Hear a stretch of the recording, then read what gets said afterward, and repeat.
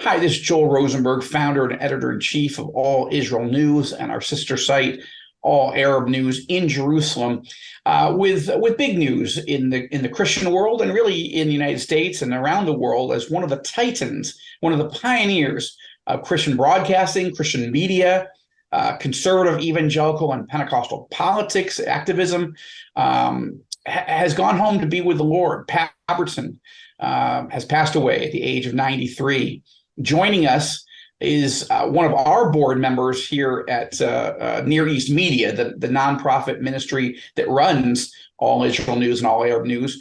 And Michael Little was the president of the Christian Broadcasting Network, worked for CBN, the very media ministry and massive operation that Pat Robertson founded back in 1960. And Michael Little worked there, I think, for 42 years. Michael, it's great to see you. You're there in Virginia Beach at ground zero of where it all began. Yes, Pat Robertson, the son of a United States senator, a law school graduate in 1961, said he heard the voice of God calling him to buy a TV station, but he didn't have a TV set. And his first contribution of $3 and a lot of faith and boldness, he bought an off-the-air TV station and transformed that into, over what 50 years later became a global media empire of influence for the name of Jesus. It really is amazing. And what year did you start working for CBN, Christian Broadcasting Network?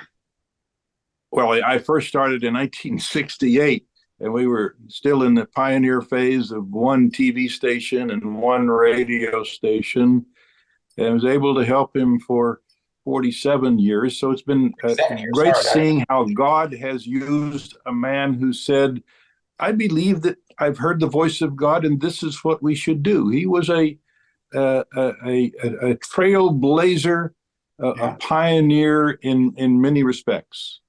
He was, and in many ways, he was a serial entrepreneur, right? If he had only started that one TV station, make a Christian station, wonderful.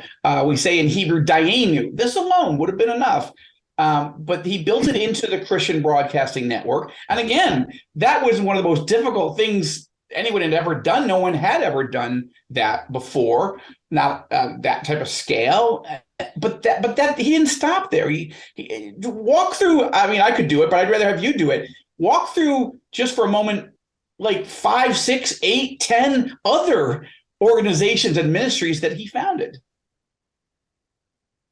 Well, he had a vision for first America and then the world, and he started in 1977 a national television network, which became the Family Channel, which later was sold and now owned by the Disney Corporation. But it, under Pat, had 50 million viewers across America. And he started CBN International to now over 50 languages of different types of programs. He started the animated Bible story series Superbook, initially to reach Japan, but it went global and went all over Russia in the time. Then he started a university known as Regent University, and a ministry to the poor and hungry called Operation Blessing, feeding thousands of people now, this in current days. Thousands of people every week. So he was an innovator, and he kept following the voice of God, telling him to pioneer something new, not for pioneering's sake, but because it was a frontier that had a need that needed to be met by the fruits of the gospel's impact. And again, that alone, all that you just said is more than most mere mortals would even contemplate starting and running well, and they still run so effectively today. But that's not, you're just scratching the surface. He ran for president in 1988 and won Iowa, if I recall. And yes, he did win the Republican nomination.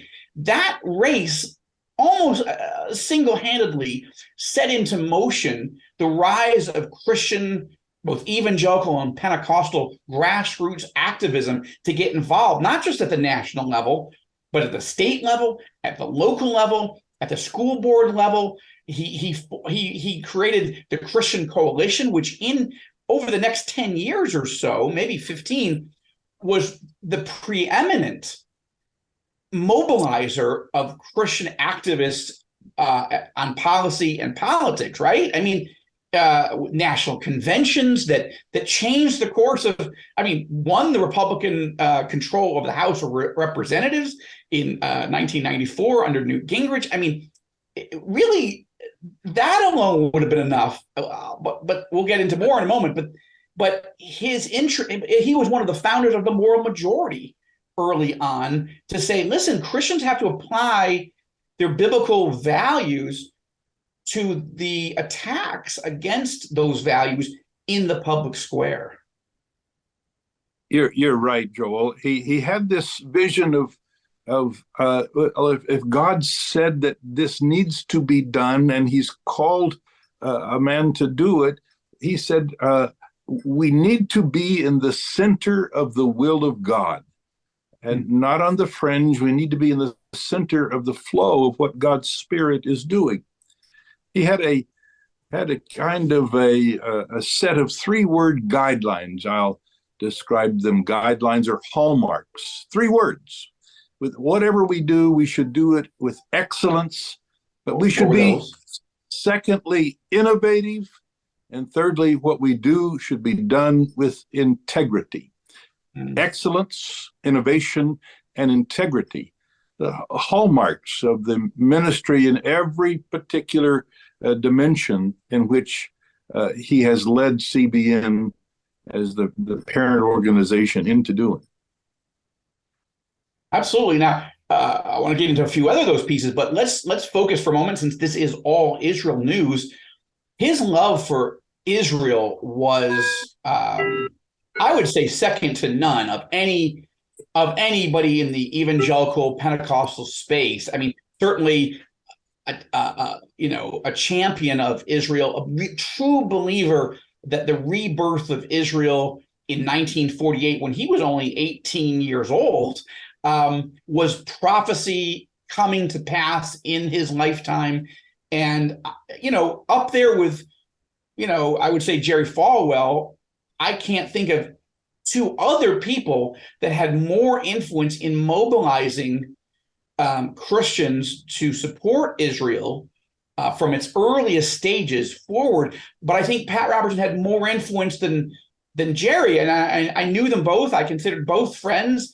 But because of having the reach of Christian media, which Jerry didn't have in the same way. I mean, he could wind up on the cover of Time magazine and he could go on the media, but to actually have a network meant that, and a bureau in Israel, the first of any Christian bureau that I'm aware of, this put Pat Robertson in an entirely different category of influence, and he became a friend, sometimes a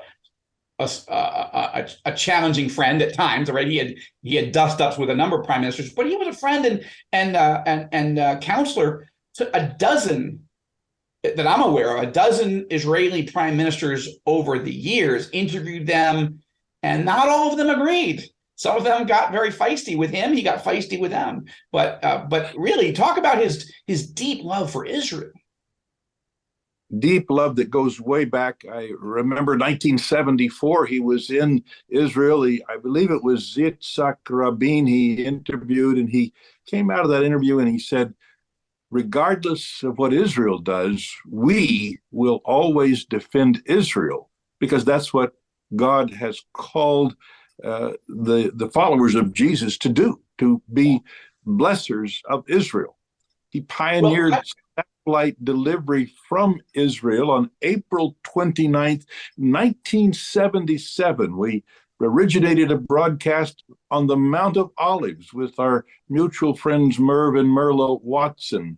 Pioneered that time in 1977, broadcasting from the Mount of Olives, and then now back to Israel through, a few years later, the Middle East Television Network, which Pat started in 1982. So it's always been about, we are called to be a blessing to Israel.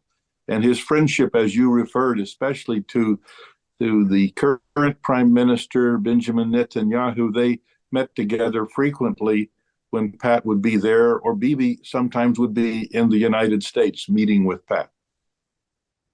Yeah, and we reported in March when Pat turned 93, we reported that Netanyahu called him one of the greatest friend of Israel, and we've got that coverage at All Israel News now.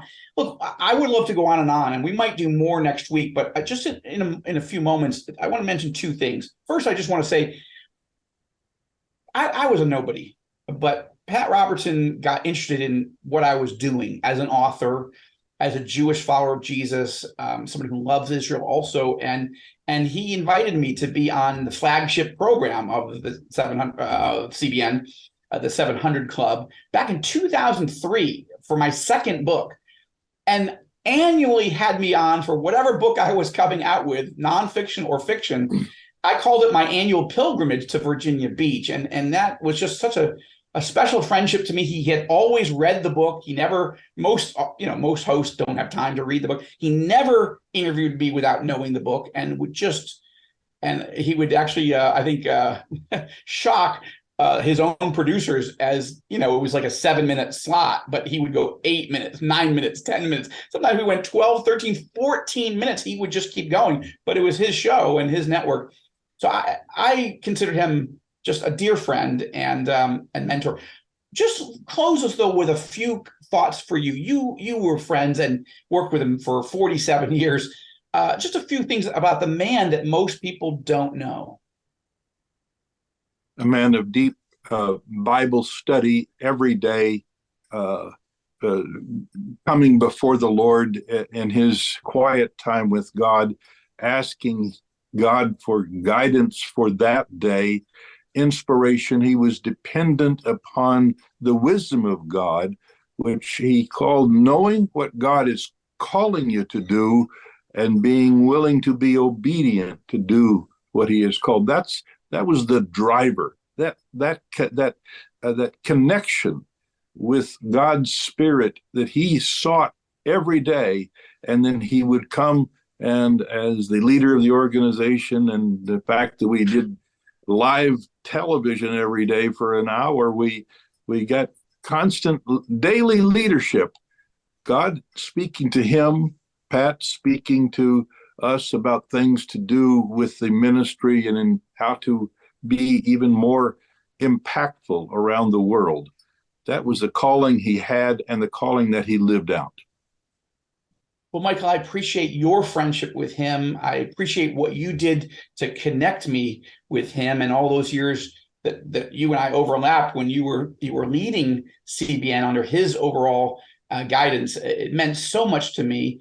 And now that you are bringing all that experience and passion to All Israel News, it means an enormous amount to me. We owe anybody in the Christian world, particularly in the Christian media world, and those who believe that we've got to advance our values in the public square and not just surrender on pro-life issues or defense of marriage, biblical marriage, or all these other defense of a man and a woman and all these other issues, and certainly Israel. Many of us can trace some of those most important early fights to Pat Robertson, who's passed away. He's in heaven. He's finished his race. He finished it well. Look, when your job is to talk with many words, you can make some mistakes sometimes or say things you wish you hadn't or wish that other people hadn't. but wow, what a legacy and what a friend. And he's home now, resting in heaven with his Savior. And I'm so grateful for your friendship with him and your friendship with me. And for All Israel News in Jerusalem, I just want to say thank you to Pat Robertson and to Michael Little. And God bless you. Stay tuned to All Israel News for continuing breaking news and big picture coverage that you're not going to get anywhere else. God bless you.